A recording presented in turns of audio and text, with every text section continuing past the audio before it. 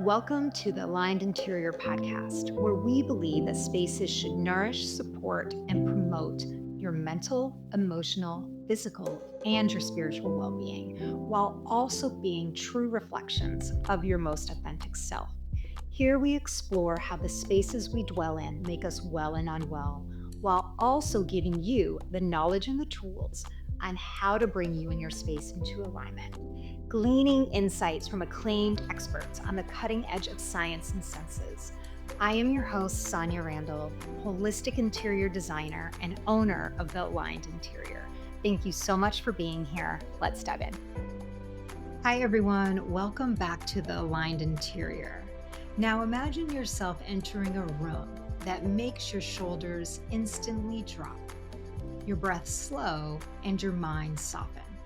What if that shift had less to do with what you see and more to do with what you hear and the subtle vibrations that connect us to everything around us? Today, we explore how sound, often the invisible backdrop of our lives, profoundly shapes our emotions, our physiology, and our experience of space. Joining us is international sound expert and speaker Julian Treasure, whose TED Talks on the impact of sound have reached over 100 million people. This is Julian's second time on The Aligned Interior.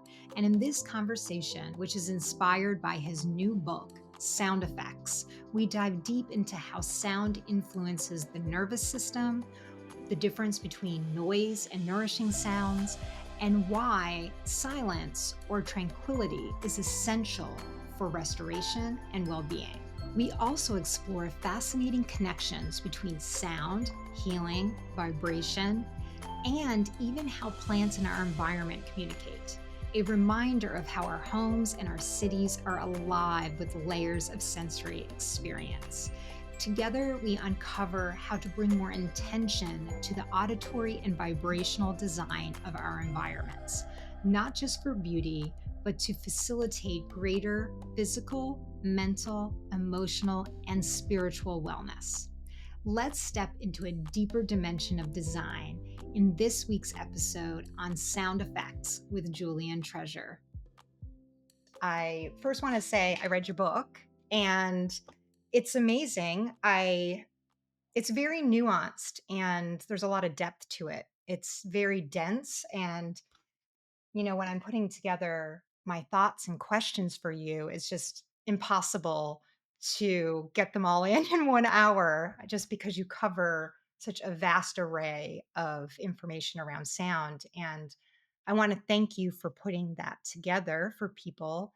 I think it will be very valuable for all different types of people in a lot of different ways. Oh, good. Well, I'm glad. Thank you for that. In your new book, Sound Effects, you offer a sweeping look at how sound shapes our lives from the subtle to the profound. What moved you to write this book now? And why do you feel it's especially important in this moment? Well, I think all of the research shows that listening in the world is declining. And we can see the symptoms of that all around us. It's very obvious in politics with polarization and demonization, you know, de rigueur in your country and in mine, and many other countries too. It's become, unthinkable to agree in any way with the opposition, which didn't used to be the case. Once upon a time, there was kind of civilized debate about things, and now it's just shouting at each other. So we're seeing that in politics, we're seeing it in families, unfortunately, where social media is creating this paradigm of people sitting around a meal table all looking at their hands, nobody talking to anybody. And we're seeing this play out in terrible statistics for the mental health of younger people, particularly across the world.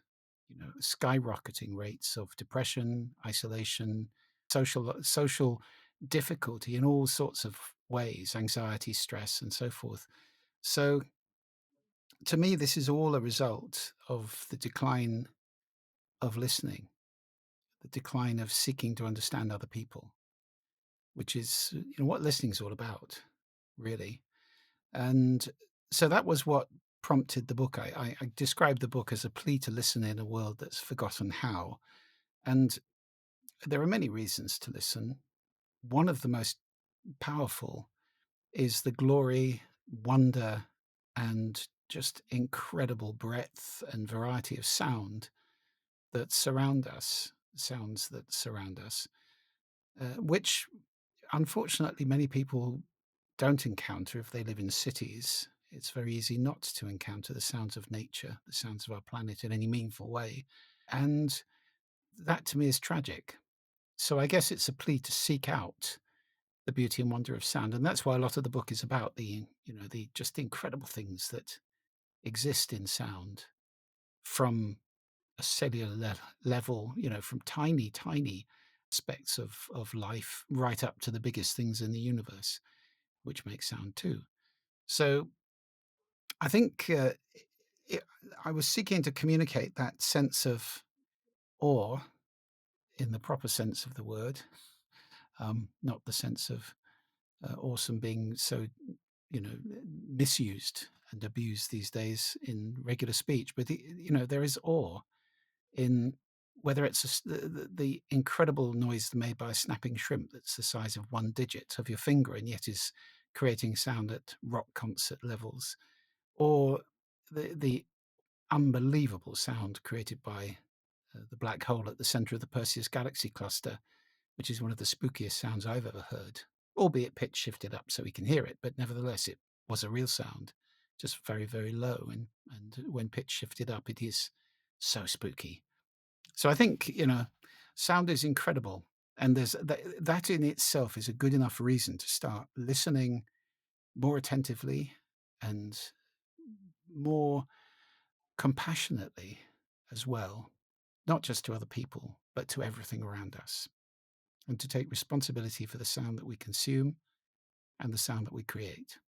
Yes, and for today, we're going to jump around a bit because, as you just said, sound encompasses such a large topic, and I want to focus on how we can facilitate helping to people to listen through our environments. So we'll talk about that a little today, but we're going to talk about a lot of things like relationships and conversations because it's all connected. So I just want to emphasize that point. And, so to start off, you describe sound as powerful, often an overlooked sense. Why do you think sound continues to be under prioritized, especially in environments like our homes, hospitals, schools, even workplaces, where it could be doing so much good for people? Yeah, that is the tragedy of it, because sound can be our greatest ally or it can be a terrible enemy. And unfortunately, in many situations, it's the latter. The answer is that we've become almost entirely ocular. Now, this is the question why is a very interesting one. I think, if you look back over the 300,000 years of Homo sapiens on this planet, of which probably one third, the last one third, we were using complex language, for all but the last few hundred years, a tiny proportion of that, speaking and listening was our primary connection with the world around us and with each other. It's how we learned. It's how we stayed safe. 150, 200,000 years ago, if you were going to go and spend the night in a cave, you better be listening because there might be something else in there. Or if you're hunting, you better be listening for a rustle in the grass behind you or something. So it was a sense to which we paid the most enormous attention. And equally, in groups, we would be singing or communicating, even before language. There would have been, sound going on. It's only in the last 5,000 years that we've had language, we've had writing at all. And really only in the last 2 or 300 years has it been available to everybody. Before that, reading and writing were really the province of the elites, of rulers and the aristocracy and, the very small number of people who were highly educated. So the vast majority of people couldn't read or write. So since reading and writing has become democratized, if you like, and generally taught, for some reason we flipped the coin. And in paying attention to this wonderful new skill of writing, which, I'm not denigrating writing, it's a fantastic way of communicating. It's asynchronous, it lasts, it can be handed down and published and so forth. It's made some of the biggest changes in the world happen. Nevertheless, it didn't require throwing speaking and listening out to focus also on reading and writing. But that's what we did. So now we teach reading and writing in school. We do not teach speaking and listening. And this to me is crazy. So there was a flip there for some reason. Now, there are many other reasons why we're not listening very well now. Alongside that, for example, noise. And again, just a couple of hundred years ago, we had the Industrial Revolution.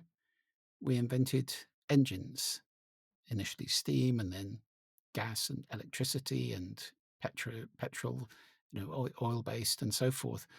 And they make a lot of noise. And our noise now, is intense. We're a very noisy bunch at the best of times, but with machines, we are very noisy, whether it's travel with aircraft, trains, buses, trucks, you name it, or whether it's construction. There are a lot of things that we do which create a great deal of noise. And as we live together in denser groups in cities, and that's more than half of humanity now, the noise level goes up. And you'll remember there's a table in the book of the noisiest cities in the world. Dhaka in Bangladesh is number one. And from memory, it's averaging at 130 decibels or something. Averaging. I mean, again, that's rock concert loud. And that's an average noise level in the streets of Dhaka. That's terrifying. So we are, creating this kind of noisy environment. And if you're in noise the whole time, the natural response is to shut it out, to become numb, to attempt to suppress your consciousness of it, which makes sense. If all the sound around you is horrible, what do you want to listen for? You don't. So that's another reason. The third big reason, I think, is technology. So writing was one thing, but then email came along. I don't know about you, but I absolutely loathe email. I mean, I don't know how many emails everybody listening to this gets every day, but the stress, the pressure, the overwhelming, especially with now we've got AI-based cold emails pouring in left, right, and center. It is overwhelming having to deal with hundreds of email messages every day. And even if you do get to the ones that matter, the level of communication is quite shallow generally. And so, that's one aspect of technology which really kind of created so much more noise in the system, in our brain, if you like, and stopped us listening. It gave us excuses not to talk to people, just send them an email and copy 25 other people. It's so much more efficient. But that's moved on now, of course, with social media. And we're seeing the damage that that is doing all over the world. And you now have younger people, Gen Z largely, who are not comfortable with speaking and listening. They prefer texting, whether it's to ask somebody out, to break up with somebody, and the result of this is that many employers are now saying it's difficult to interview people because they don't feel comfortable expressing themselves in a face-to-face conversation. They'd far rather be texting or doing it at arm's length. So that the technology again I'm right with Sherry Turkle on this one. It's creating a society where we've replaced a small number of deep relationships with a very large number of incredibly shallow ones. And laid on the top of those is, of course, the celebrity culture where many millions of people kind of believe that they're friends with some celebrity and wear the same clothes and do the same things and mimic them. Well, they don't. They're not friends. That's not friendship. And these kind of faux relationships are displacing what we used to have, which was much more profound face-to-face relationships with people actually here, present in our lives.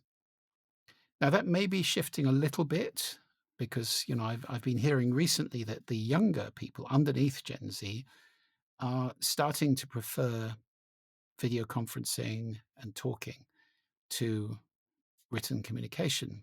Well, that's hopeful, and I think we are going to see the spoken user interface coming out in the next couple of years, where we'll be talking to intelligent agents generally instead of typing and looking at screens, which hopefully will get our eyes and our fingers back from the prison they've been in for quite a few decades now.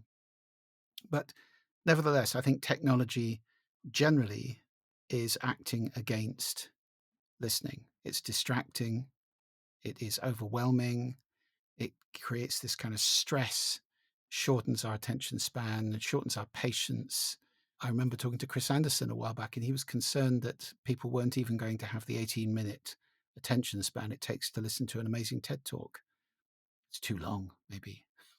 So I think there are a lot of those three factors, the invention of writing and the democratization of it, technology and noise. Those are three big reasons why we've moved away from listening and become so ocular to the point where it filters through every aspect of society. So I do talks to architects quite often. I did one in December to the AIA, the American Institute of Architects. There were 1,000 of them there, and they were loving it.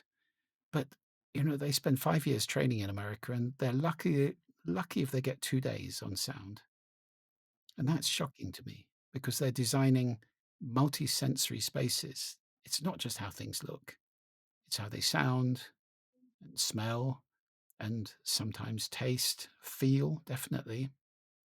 And we now know with neurodiversity, we've got to pay a lot more attention to these things in order to make spaces that are comfortable, healthy, and productive for all sorts of different people. So, wherever you turn your attention in our society, you find the eyes have it and the ears are virtually completely disregarded. And that is what we have to change. Wow, that was that was a lot. I love everything you said there, and it's a lot to unpack.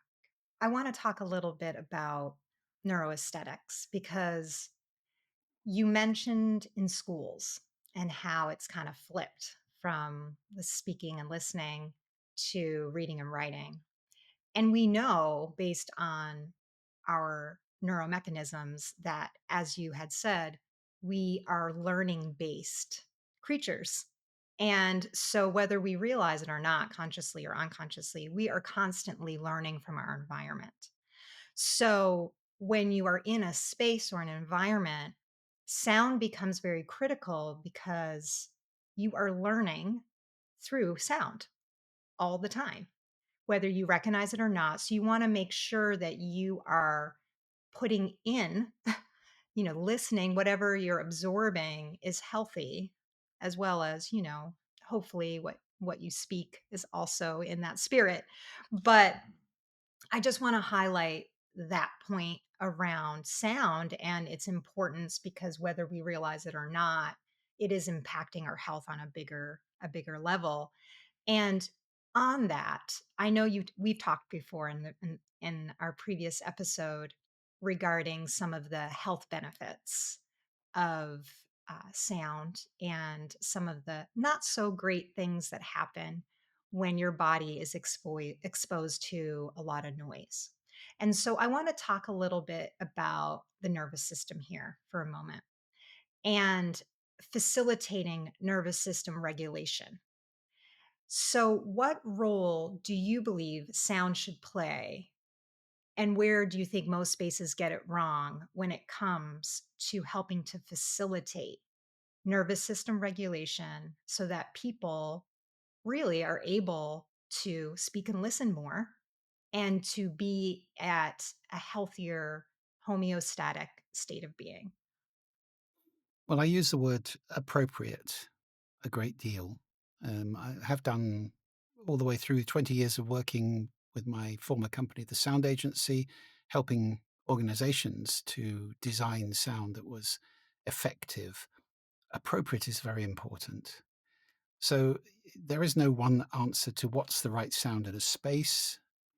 It depends on what somebody's, or who the person is, what their sensitivities are, what they're trying to achieve, and the acoustics of the space itself and the system you've got to deliver the sound anyway.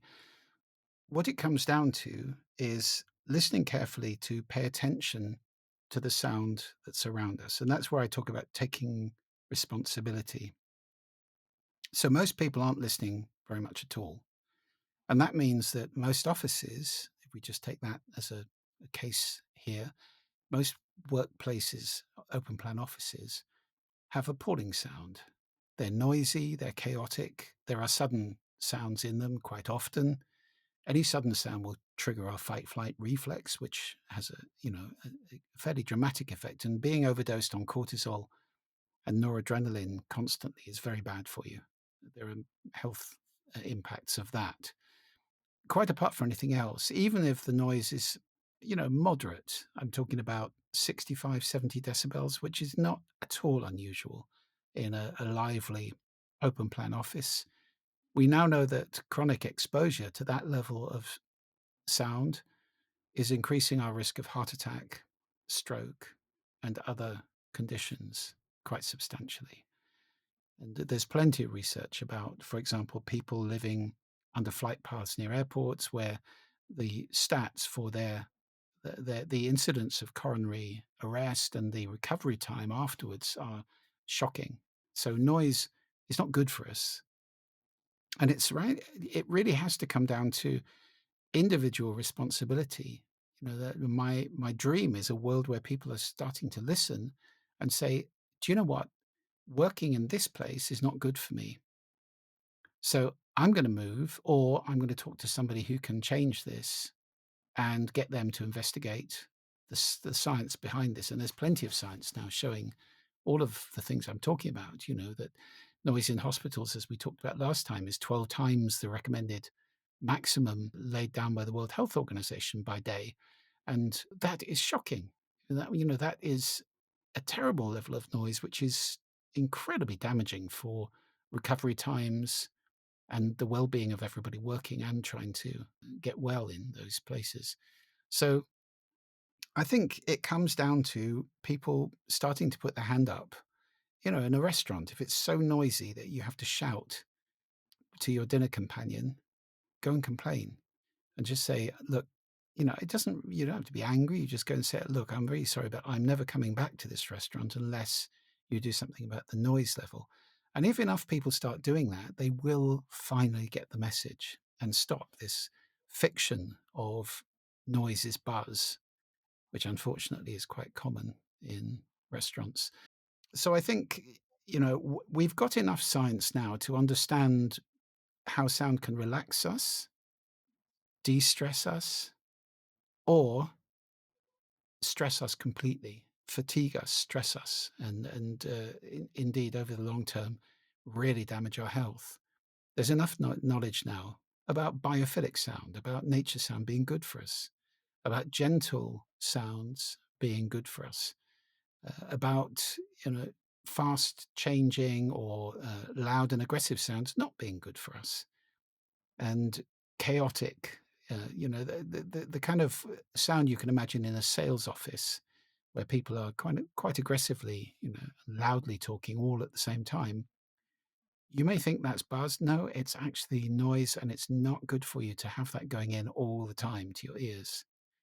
I think I put into the book my little solution for people who can't get out of that kind of a situation. It's MBA: move if you can. And some offices are now starting to introduce activity-based working, where you have different spaces and you encourage people to move to the space that's right for the kind of work they're doing, or, of course, for the kind of person they are. Again, going back to neurodiversity. If you can't move, then block, which is to put on a pair of headphones. Don't play music because it's just as distracting as the sound you're trying to get away from. Use something like birdsong. It's a wonderful masking sound. and something we've evolved to. So it's easy to have it in the background. It's not. It's the opposite of stressful, actually. And if you can't move and you can't block, then you just have to accept that that's where you are at this moment, and you do your best instead of being angry or upset about it.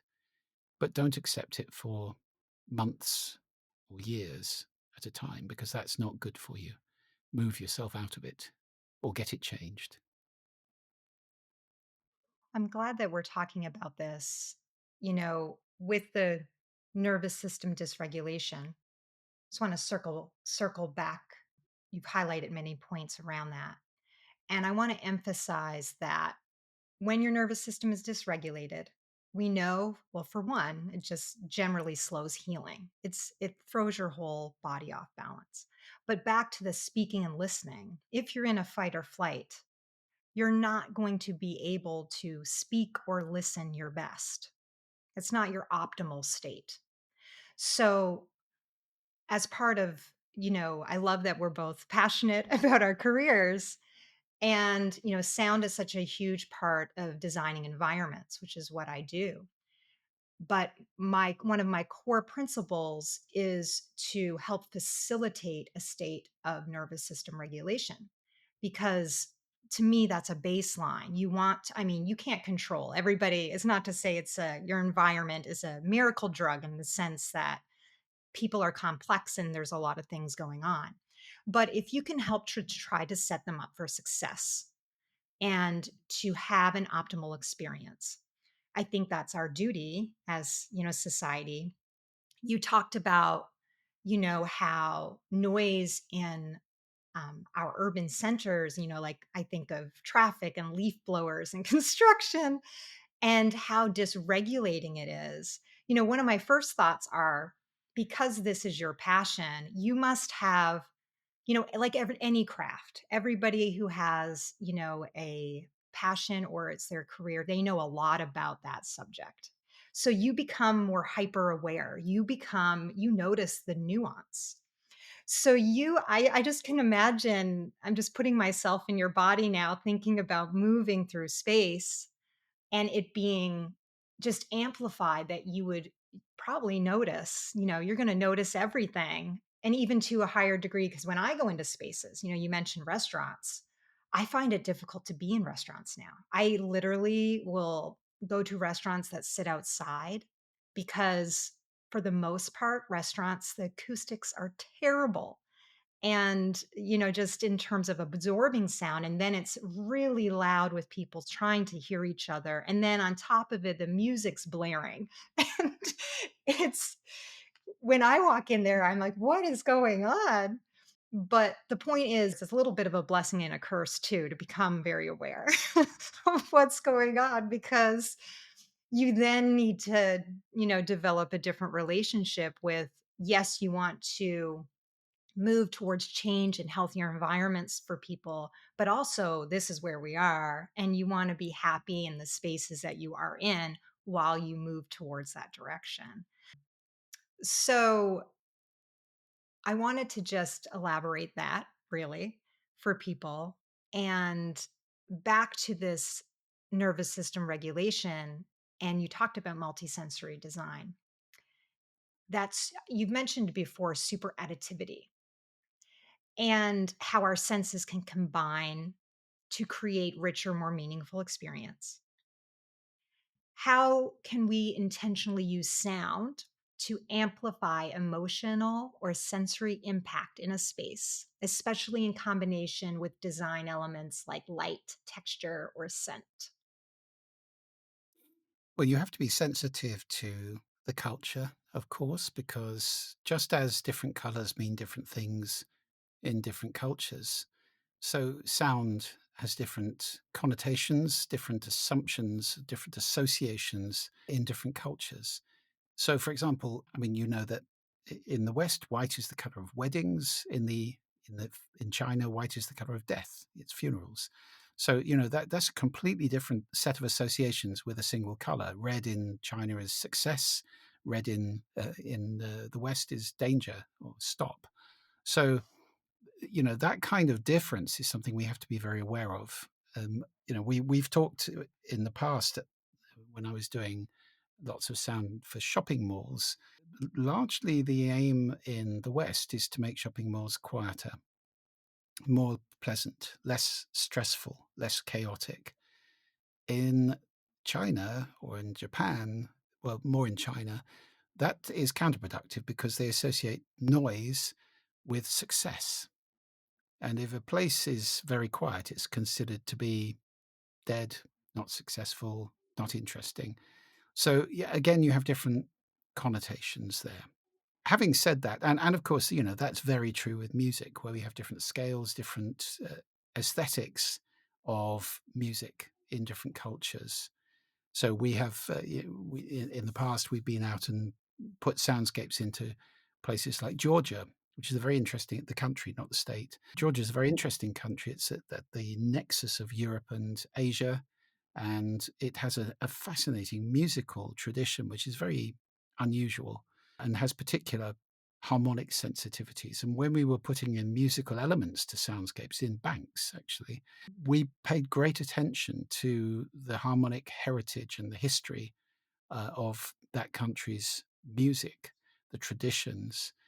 So we didn't just put in Western music because that would not have landed very well there.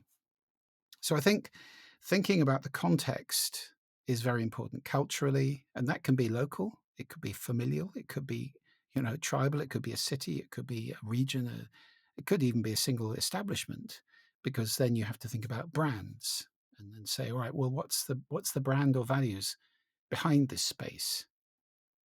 And that's important too.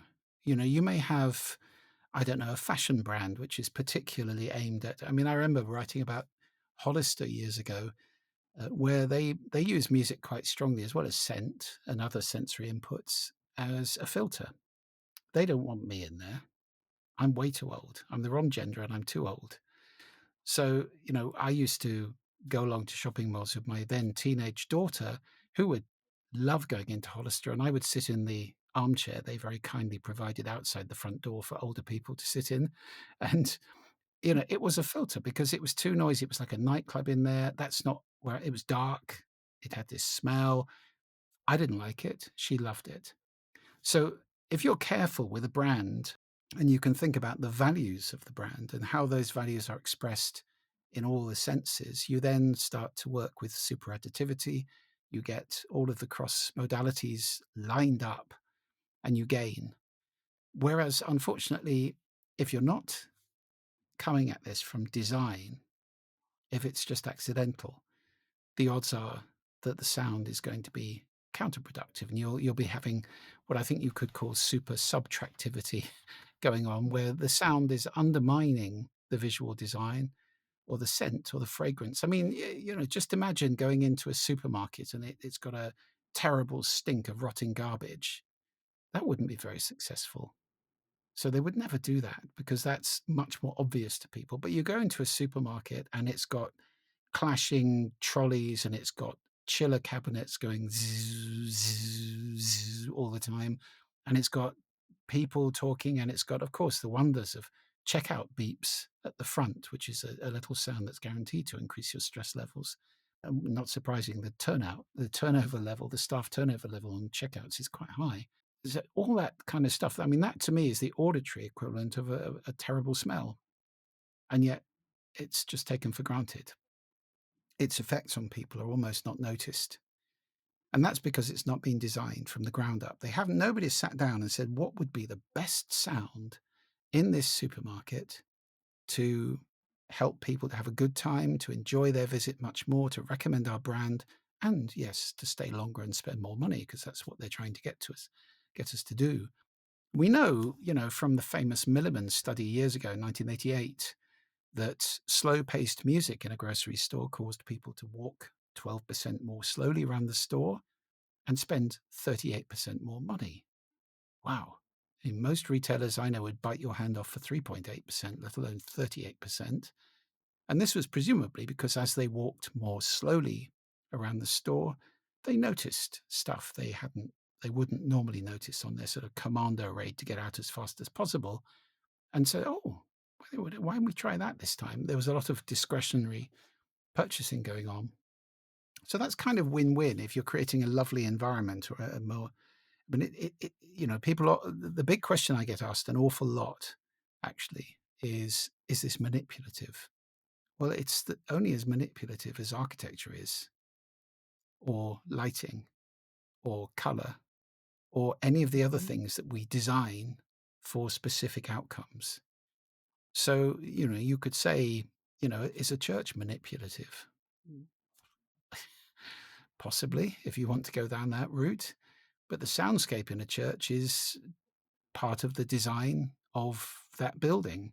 And hence we have plainsong, a musical form that's evolved entirely to match that very long reverberation time soundscape, which comes from a huge stone building.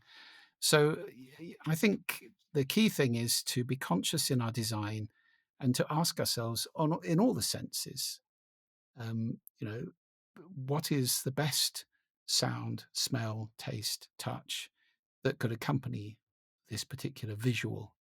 Or, of course, the other way around. I mean, you could, people think about that now the other way around with music, where we're creating and have been for decades creating music videos. I mean, what's the most powerful visual cue that we can associate with this song in order to sell it?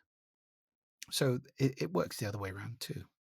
Yes. And, on this coherence of the senses, my thought goes back to the nervous system. I keep going there because because I think it's a key to really helping to facilitate greater health and well-being for people in all facets. And when you have the senses in coherence, so a sound that works with the visuals like you're saying, you have less of a taxing on your nervous system. You don't have these competing different types of input going in. It's like, for example, being at a spa and having, these visuals of blues and greens visually, some, greenery, which we know can help induce relaxation. And then having, blaring foghorns. it's going to kind of compete. And your nervous system is going to be, I would think, confused. What is going on here? Are we relaxed or are we stimulated? So, having this coherence that you say and this super additivity will really help to enhance what feeling, state of being that you're going for in a space. So, I want to talk a little bit about space. Space itself, even outer space. You mentioned in the book it has vibrational properties. Do you think this suggests that our environments, whether they are celestial or built, hold a kind of frequency that communicates with us on a deeper level? Well, that's a profound question, one I don't know the answer to. But I would be amazed if there weren't a sensitivity. Everything's vibrating, right? So, I mean, that's the first thing. Everything is vibrating.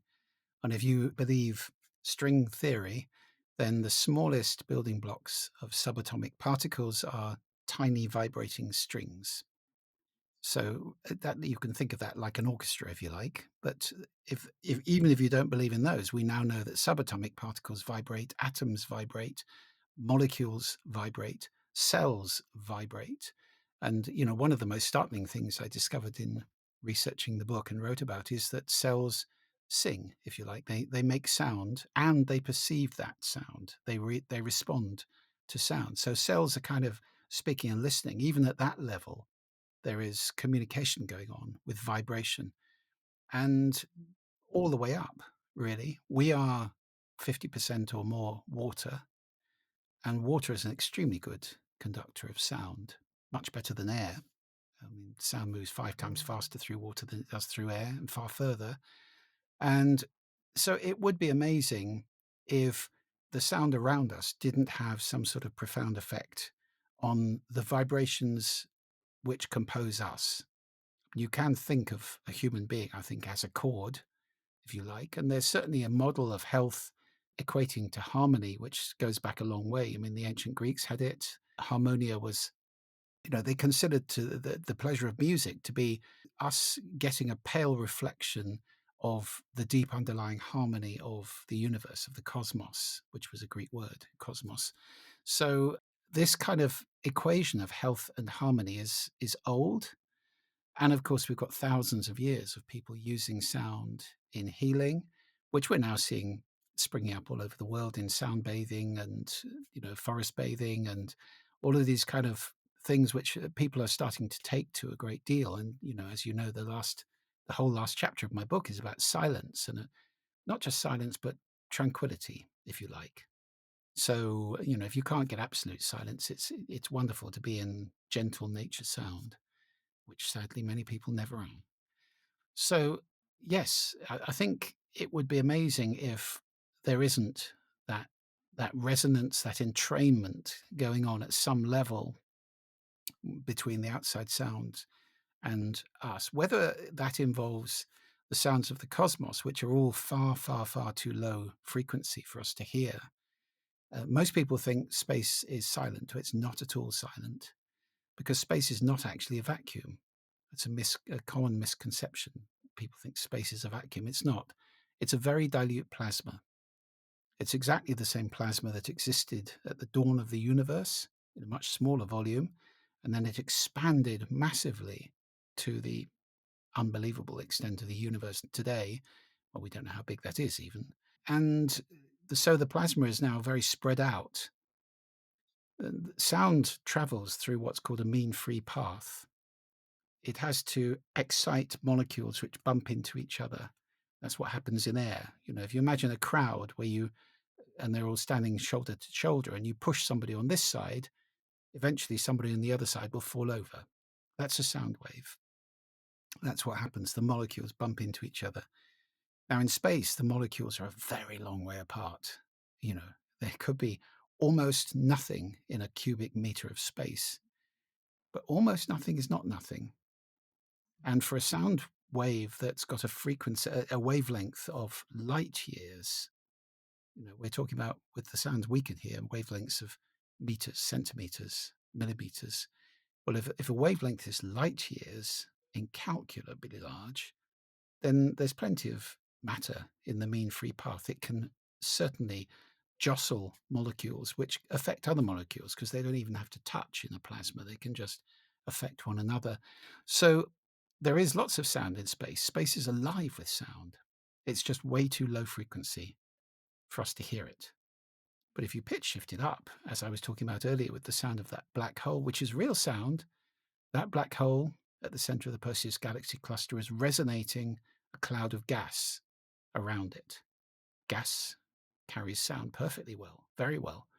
And that's been recorded and measured and pitch shifted up. And in the book I talk about it. In the book's website you can hear it. It's a very spooky sound.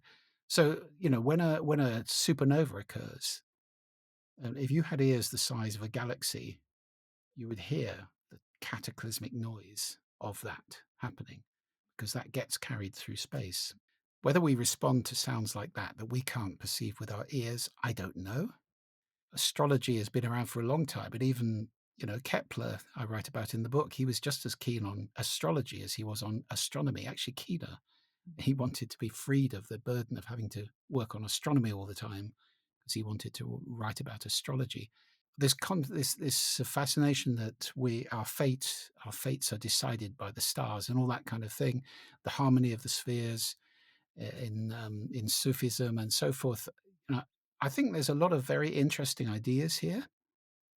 And I have a suspicion that just as a lot of modern pills, which are now mainstream so-called scientific, medicine, are derived from ancient herbal remedies, which we used to burn people at the stake for using. Well, now we've legitimized them all, and they're all part of people in white coats, and it's all now science. It's proven. Well, of course, nothing's proven in science. There's only the latest, as yet unproven, best explanation of a phenomenon. That's all science is ever saying. And they're not holding on to those explanations tightly. Otherwise, we wouldn't move forward. If you disprove as we are finding right now with our theories of the cosmos, of the universe, they're constantly being challenged, and scientists get very excited. Maybe we've been wrong all this time. Maybe there's a better new explanation out there that we're just about to discover. They love that. So, and I think in the same way as these pills have come about from perhaps largely herbal, ancient herbal remedies that people just discovered heuristically by trying one thing, trying another thing, maybe in some time to come, we'll have all sorts of scientifically approved sound remedies, which will arise out of an understanding that certain frequencies are good for us and certain frequencies are bad for us, and that there are, powerful resonances that affect the way our organs and our bodies and our cells vibrate, and that health is indeed some form of harmony. I'd love that. So I look forward to more research is needed on all of this stuff. And it's just part of our sort of ocular nature that we have not been researching sound and health to the degree we should have. There's a massive amount now of music therapy. Music therapy is huge, and there are hundreds of peer-reviewed papers showing how music can aid with dementia, with stroke recovery, with all sorts of illnesses and conditions, with autism. We now know all of that. We have not got the same thing yet about pure frequencies, tones, bells, gongs, chanting, any kind of tonal intervention that's not music, but is sound. And I hope we will have in the not too distant future. Wow. That was fascinating to listen to. And what you had said about space and just how we're all vibrating, everything is vibrating. So I just want to emphasize that point a little. We're all vibrating, we're all interconnected. It's another word that you can use because whether it's, as you said, more of this in outer space, a lot slower vibration, it's still a vibration. It's still moving. I think that's something to just contemplate for people to think about and in their environments to circle back to your home. Everything around you is vibrating. Everything is interacting with each other on some level. That's an interesting thing to think about. As we were chatting about the you had mentioned about the astrology part. I am an astrologer too. So I'm an Asterian astrologer. And we describe it more like weather. It's the weather. What you do with the weather is up to you, but it is considered a vibration of sort. So I love that you talk about all these different things for people in your book as just kind of offerings for people to contemplate, to think about a little bit more, and take what resonates for them. As you mentioned, there's a lot of research that needs to be done around a lot of things, and I love how you highlight that science isn't definite. One of the reasons I think people kind of gravitate towards science, which is important, I think it's very important to have science, is because it feels like some sort of knowing. Like there is safety in feeling like this is an answer, that this is what I'm supposed to do. And I think in an unknown, it can feel unsettling for people. But the reality is there are things that are known in science and they sometimes shift. I mean, at one point, smoking was okay. Like literally, that wasn't that long ago that it was all right to smoke. It wasn't considered a health hazard, really. And, flash forward, what, 40 years later, it's now considered very unhealthy to smoke. So, I guess, I want to highlight for listeners that science is important in listening to it for sure, but also questioning, really questioning what anecdotally, like look through history as you beautifully presented in your book. There is an importance behind anecdotal evidence and what our people of the past have done. And there's wisdom in that, and there's things to consider. And so I just wanted to highlight that point. I want to talk a little bit about plants in our environment because I actually have done a couple episodes on forest bathing, and nature I know is a big theme, throughout your work too, and just the health benefits of nature, of running water and bird song, you talk a lot about, and wind. And, we know through neuroscience and there's a lot of different physical and health benefits around nature and plants specifically. And you mention in your book that plants not only respond to sound, but they also make sound, even ultrasonic frequencies we can't hear. I think that that's just kind of beautiful. And again, I want to highlight that we have a relationship with nature, whether we recognize it or not. We know it through science. I guess I'm interested to hear your perspective on how might this influence how we design spaces with plants with sound in mind, knowing what we know about plants and how they perceive and emit sound. Yeah, that was a very interesting discovery, and these are studies, scientific studies, which have shown that certain plants emit ultrasonic sound, particularly when they're damaged, and that there may be a relationship. There may be moths and other insects that can perceive these sounds and respond by behaving in different ways. So just as, there's now a growing body of evidence about the mycelium and that trees communicate with each other under the ground through the fungal mycelium, there's a lot of stuff that we don't know about how plants communicate with each other, and the effect that that has on how they grow, where they grow, what they do, and so forth. There was a wonderful documentary, I think about a year ago, by David Attenborough on plants, where they constantly were using time lapse photography to show plants moving in ways that we don't perceive. We don't see plants moving. But if you speed them up, they are aggressive predators. They can be defensive. They can be, frightening, actually. And so, a lot of this is about timescales.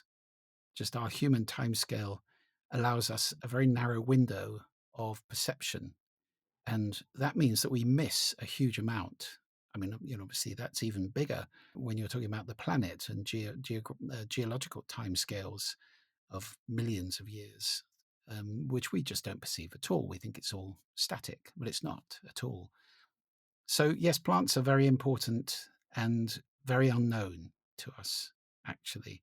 We use and abuse them a great deal, um, but they have enormous emotional and psychological effects on us, which we are starting to understand. And that's why you're seeing biophilia starting to be a kind of major aspect of designing spaces, which is not just about plants. It's kind of a whole approach of creating buildings and spaces that respond to some very deep human needs, which evolved over millions of years, I mean, way before Homo sapiens, and stay with us today. So, for example, the need for safety. Well, we equate safety with being in a defensible space where we can see what's coming and gives us a bit of refuge or shelter. So that's why it's nice to have a window and be able to see out of it, see what's coming. It's why we like to have a kind of hunkering down area where we feel a little bit safer. And then you've got food and water, of course. Green places are largely attractive because that implies the existence of both food and water. And fresh water, of course, is life, cleanliness, health, purity, all sorts of connotations there. And third, air, good, clean air, which is associated with air movement. And that's why we find sometimes being in hermetically sealed buildings quite stultifying because the air's not moving at all, and especially if it's not being recycled well enough. So these things imply that we are very comfortable in an environment where we feel safe, we feel secure that there's food and water and that there's good, clean air. And plants can really help us to feel that, even indoors, where you have a plant wall or you have pictures. Even pictures can do it, and sound, of course, because you can do biophilia in sound very, very well. Now, the fact we now know that plants are communicating, they respond. Not only do they make sound, we now know not all plants, but that's certain plants we have found do, and maybe others do too. But also they respond to sound. I mean, there's a fascinating study which found that by playing a particular tone, the roots of plants moved towards the tone. Why? We have no idea. Why would plants be tropic towards sound of a particular tone? Just in the same way, we know that yeast cells, for example, grow faster with certain sounds being played to them. So there's a lot we don't know about the relationship between sound and other forms of life on this planet. Plants we're talking about here, but I mean also, of course, all sorts of different animals and subspecies levels of life, cells, and so forth. So I think it is fascinating, and I'm sure that in the next 10, 20 years, we'll see more evidence coming out on the way plants communicate and behave and the relationship they have with sound. But certainly, as far as we're concerned, putting plants into our environments with biophilia, that's a very good thing. On this topic of sound and I would say more sacred spaces and different cultures. So, different cultures and traditions, they hold unique relationships to sound. You talked about it, you know, briefly before. Sacred chants, also architectural acoustics and spiritual spaces. Are there particular sound traditions or cultural soundscapes that you feel we can learn from and how we design for our spaces for well-being? Well, I think the use of sound in designing spaces is very, very old.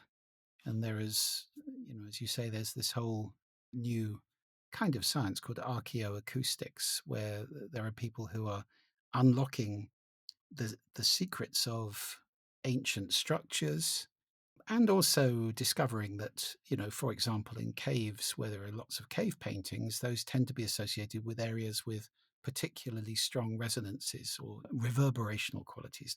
It's not that the rock is vibrating, it's that if you chant there, there's a fantastic reverb. Now we put reverb on people's voices in pop music and in all sorts of music because it enriches them, makes them more powerful.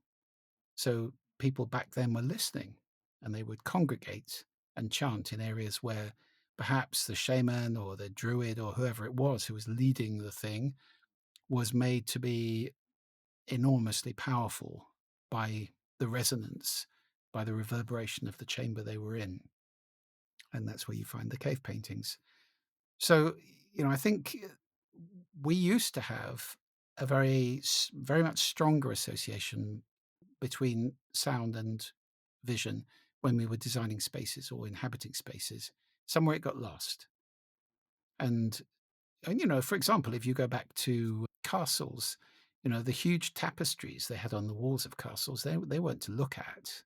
They were to deaden the sound of the thing, to make it a more habitable space, because who wants to be in a huge room with a 4-second reverberation time where you can't understand anybody speaking? So, there was this sensitivity to it, which got lost along the way and ultimately completely ignored by architects. I've had years of working in the sound agency going into places designed by some very famous architects in the UK, particularly, where I mean, there's a famous case. I don't know if I wrote this in the book, but I've talked about it in talks before. That Norman Foster is an enormously lauded architect in the UK, designed a school around a central atrium, which was enormous, and the classrooms were all ranged around it on multiple floors, and there were no back walls on the classrooms. They were all open plan, and nobody could hear anything. It was a cacophony. And eventually they had to go back in and spend hundreds of thousands of pounds putting back walls on the classrooms to make them effective work and educational spaces. Well, duh. I mean, is this rocket science? I don't think so. So it's these kind of crazy decisions which are made for aesthetic. Oh, that'll look fantastic. It's modern, avant-garde, and so forth. And the whole movement towards open plan schools is completely nuts. It's the antithesis of a learning environment to create more and more noise and cross pollution of sound from one class to another. It's impossible. It's like having, you know, people in the open plan office trying to learn things. Well, they can't because there's too much noise. So, I think we have lost something along the way, that sensitivity. And I hope my book is, one brick in a wall of regaining that sensitivity and re-engaging people with the art and science of listening, which we need when we're designing things and when we're relating to each other in society and in our families and in organizations. Yes. And we didn't get to talk today about the relational aspect, which I'm a little bummed about. But there's so much information to cover here, and I think that we've highlighted so many things for people to just kind of contemplate and ponder as they relate to their spaces. But just to highlight that point, that your book, you talk a lot about relationally how much sound impacts your relationships with yourself and others. So I encourage listeners to look at your book and learn more about that aspect as well. I have one last final question for you before I let you go. If you could snap your fingers and create any sound, what would you wish it to be? Well, my favorite sound in the world is rain, summer rain on leaves outside the window. So I'm happy with that sound. I've got recordings of it actually, and I do in the book talk about mynoise.net, which is Stefan Pigeon's lovely website where you can go and create your own gorgeous soundscapes and enjoy them. That would be my number one. And I'm going to be putting lots of lovely sounds into the Listening Society, which is my new online community for people who care about sound and listening. I'd love to invite you in there, Sonia, and I hope listeners that you'll come and join me in there.